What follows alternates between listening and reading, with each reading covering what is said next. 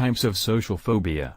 A number of treatment options are available to address social phobia. Social phobias can be very debilitating for patients, causing interruptions at work, at school, and in social contexts, and people who suffer from social phobias can sometimes benefit very quickly from treatment. As with other treatable medical conditions, there is no reason to suffer from untreated social phobia. Although patients may feel awkward about seeking psychological help, they should not let this be a barrier to treatment. Social phobia treatment classically takes on a two-pronged approach. The first step is to develop coping techniques which will allow the patient to be in environments which were previously intimidating, so that the patient can achieve a basic level of functionality. The next step is to identify and address the root cause of the social phobia, with the ultimate goal of social phobia treatment being a vanquishment of the phobia so that the patient is no longer afraid in social situations.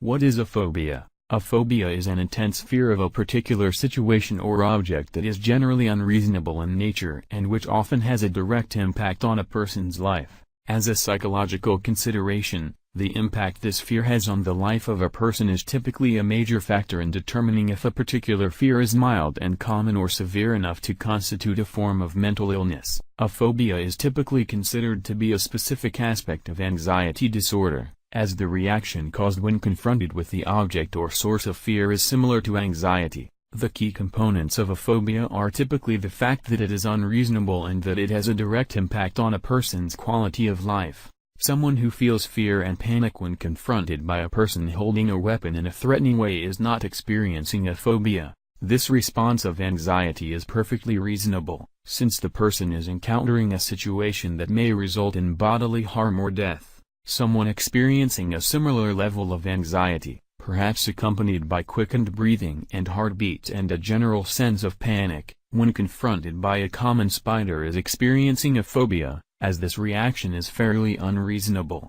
A phobia also has a direct and negative impact on a person's life and ability to function. If someone suffers a severe fear of the word heliotrope, this would likely not be diagnosed as a mental illness since it is unlikely that this fear would directly impact that person's well-being. An intense fear of water, on the other hand, may be grounds for a diagnosis, as this can impact a person's ability to bathe, go outside during a rainstorm, and even enjoy a glass of water. There are generally three basic types of fears that are the grounds for a number of different types of fears. Social phobia is an intense fear of social situations and other people. It usually manifests in either generalized or specific forms. The generalized form is a basic fear of social situations and meeting new people, while specific forms often indicate one particular aspect of social interaction that triggers the panic response. Agoraphobia is a basic type of fear that incorporates a number of different triggers that cause anxiety and panic. These different triggers create a composite fear of leaving the home or going outside. This can include certain aspects of social phobia and fear responses to other stimuli, but ultimately results in a person's inability to leave his or her home or other place he or she feels safe. There are also specific phobias that all refer to individual fears of different things. Hydrophobia, for example, is a fear of water, often tied to a traumatic experience such as nearly drowning as a child, while arachnophobia is an intense fear of spiders. These different phobias can affect people in different ways, but are generally tied to a particular stimulus that triggers the panic or fear response. Visit the website, click below.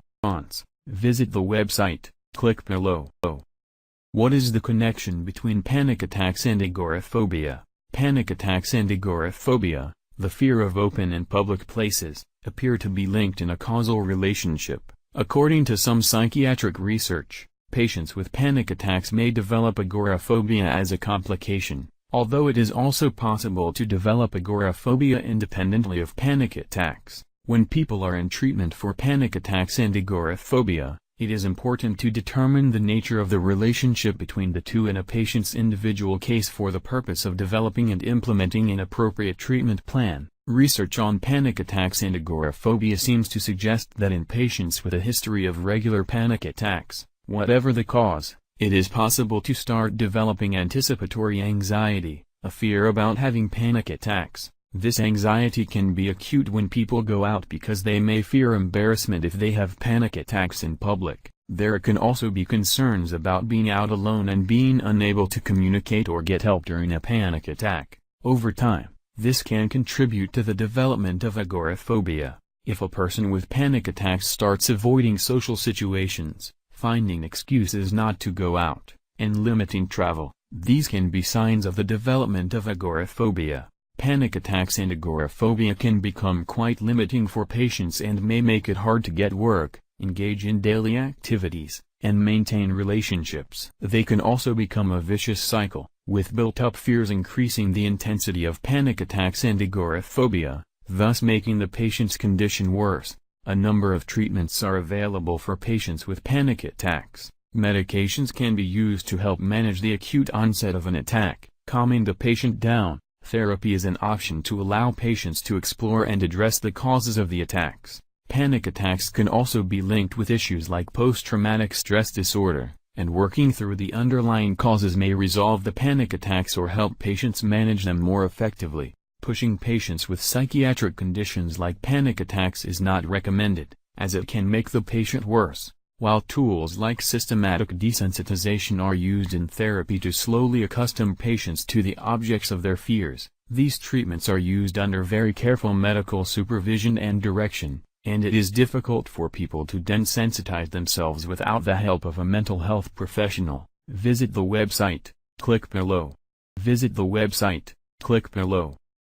What is acrophobia? Acrophobia is one of the most common phobias and is an extreme fear of heights, which can induce feelings of panic, panic attacks, nausea, and dizziness. This phobia should not be confused with agoraphobia, the fear of the outdoors or open spaces, which contributes to many people feeling they can't leave their homes. Both are serious conditions, and both common, but of the two, acrophobia is more widespread and is possibly an inborn trait in some people. What constitutes heights can vary for each person with this fear. For some, it only manifests when a person is in a particularly high place, like a building of several stories or on top of a cliff that overlooks a sheer drop.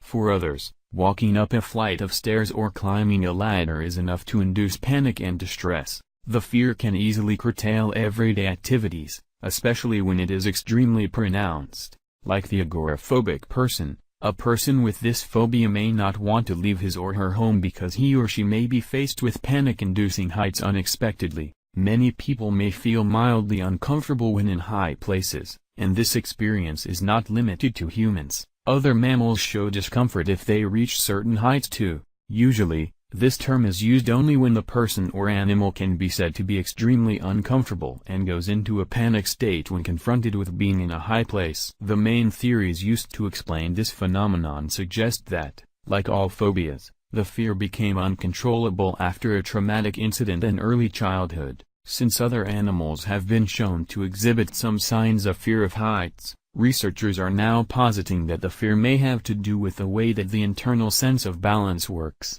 The person with acrophobia may not be able to rely on natural sense of balance and continues to rely on what they see as high place. The feeling of being unbalanced can lead to panic, nausea, and vertigo or dizziness in some cases, because it pulls against the natural tendency for the body to remain balanced. This would suggest that people might be able to overcome the fear by shutting their eyes and relying on natural balance to stabilize themselves. Usually though, acrophobics have so many incidences of this feeling, that this may not be enough alone, since the fear of heights may be associated with mental trauma. Though the fear itself might not be irrational from a physical perspective, repeated instances of emotional trauma associated with heights create irrational fear. Like most phobias, acrophobia is treated with a variety of therapies, most commonly exposure therapy. Under the guidance of professionals, the person is guided through staged experiences of height, often first starting with virtual reality views of high places. This can help to gradually desensitize the individual to the situation. Sometimes, medication like tranquilizers or antidepressants are useful in the early stages of treatment, but when the person is able to recover, they may not be needed in the long term. Further, there's some suggestion, given the internal balance theory, that psychiatric medication will do more harm than good, Since many of these medicines affect balance, visit the website, click below. Balance, visit the website, click below. I hope you enjoyed our review. If you would like to order this product or see further details, then simply head over to the website address you see on the screen right now.